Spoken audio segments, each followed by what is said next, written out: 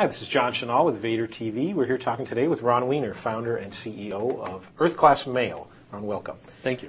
You guys are trying to change the way mail is delivered, basically, make it all electronic.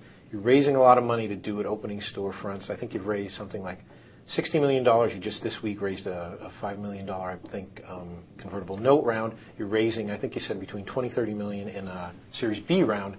That's a lot of money. That's a lot of infrastructure.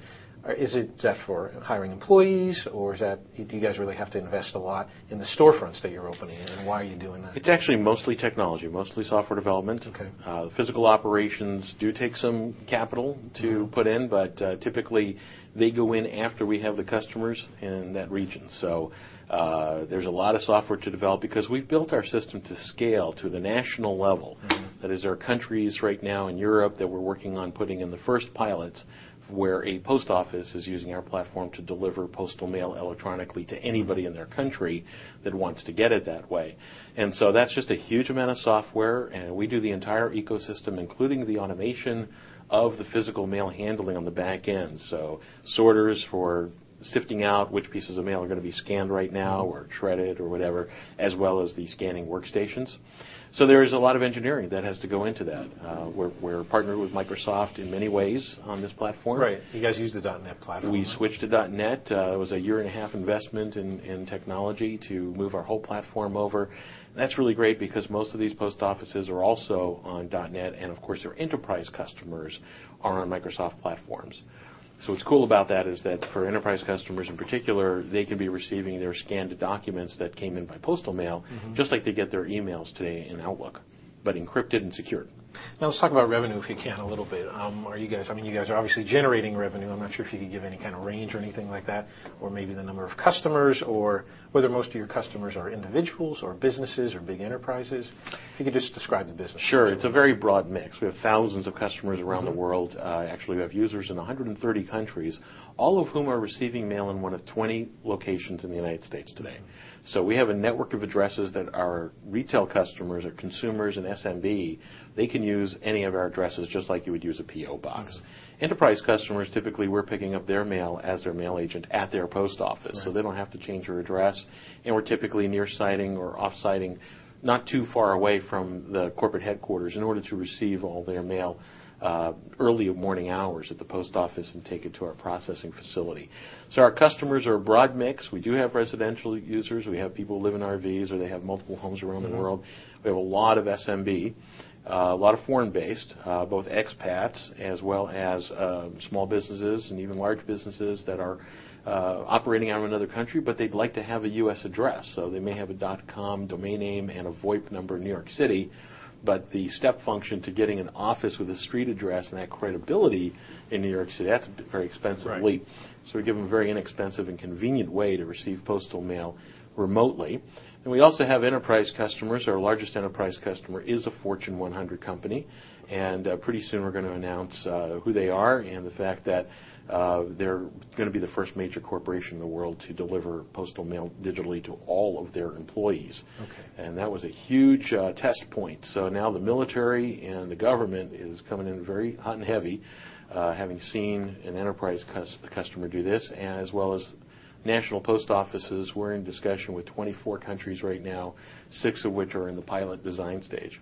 Now, I saw you guys were the subject of a reality show, basically. Startup Junkies, you're in a serial startup. Showed a lot about the challenges when you were at the trade show and trying to get the technology right. Also showed that you had some turnover with some of your, not C-level, but VP-level people. Talk a little bit about that challenge and what happened there. And you guys at an inflection point where you're needing different people, or? Well, I've never been involved in a reality TV show production before, so we were a little surprised to see how it was all cut together in the end to make it look extra dramatic. But we were trying to do 2 things at the same time. We were in Microsoft's booth at Post Expo in Barcelona. And poached one of their employees, I saw, right? We later poached one of their employees who was actually one of our earliest angel investors and had been on our advisory board for a year.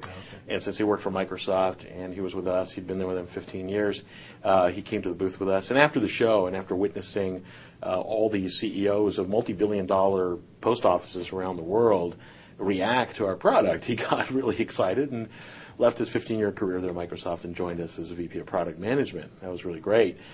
Just a nice byproduct of having been at that show. But we needed to finish the conversion of our platform to .NET. All software is under forecast and how long it's going to take to develop, of course. But since we were converting literally every single system, and I'm talking about mail sorters and scanners and online web components and secure data warehouses and all that stuff, we were converting everything to .NET at once. The complexity of the system was such that, well, we missed our deadline for the show. And so what they kind of showed but didn't really explain on Startup Junkies is that we ended up showing the .NET platform in the booth, but our live customers were still using the old PHP platform. Okay. So it took another month to finish QA testing and make sure that the platform was stable before we switched over live customers. But we did technically show the .NET platform in the Microsoft booth just in time. And so all those execs that we saw leaving, they did the little walk down the hallway. Those people have all been.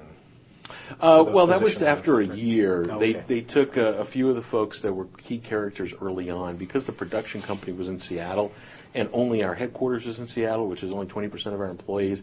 They focused on a handful of people, who, frankly, some of whom I never even met until long after they were hired, who didn't make it and for whatever reason were no longer with the company, and they did that sort of apprentice-like walk of shame at the end. I didn't like it, but they signed their releases. Well, there it is. Yeah, I mean, that's the deal on TV. Last thing, just quickly on the round. So, when do you think this round is going to close? Remind us again how much you're trying to raise in this round right now. Well, we're raising 20 to 30 million in our B round, and it's going to be led largely by European strategic investors. Okay, and also with some angels involved, right? That you've had involvement with. We got a carve-out, got a very unusual deal because we did such a great job with mixing really good angel investors from the Keiretsu Forum and other angel groups together with our VCs. So we had a syndicated deal. Our A round was a top-tier venture fund, the largest venture fund in the Northwest, Ignition Partners, leading with the angel investors on a pari passu basis. All that was in the show, of course. You got to see that.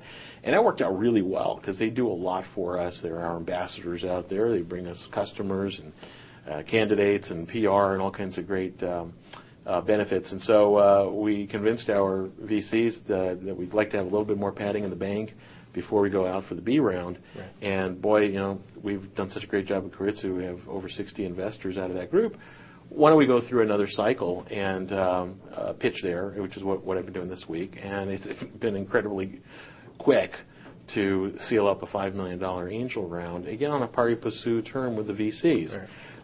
Just some sweeteners on it for being in the convertible, but that's worked out really, really well. And then you anticipate this is going to be an up round?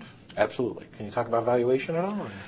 I have no idea what the valuation is going to be because obviously that's a mechanical byproduct of how much is invested, and that can still radically change because what we're seeing is more post offices in Europe wanting to participate not just as platform licensees but also as investors.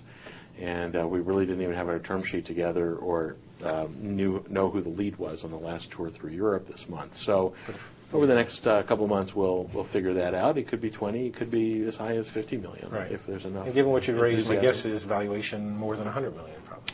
It could be. I'd guess anywhere from 60 to 100, but depends how many people are bidding. Okay. Well, Ron, we'll check back in. We appreciate you coming and talking to us. My pleasure. I'm speaking today with Ron Wiener, founder and CEO of Earth Class Mail. For Vator TV, this is John Chennault.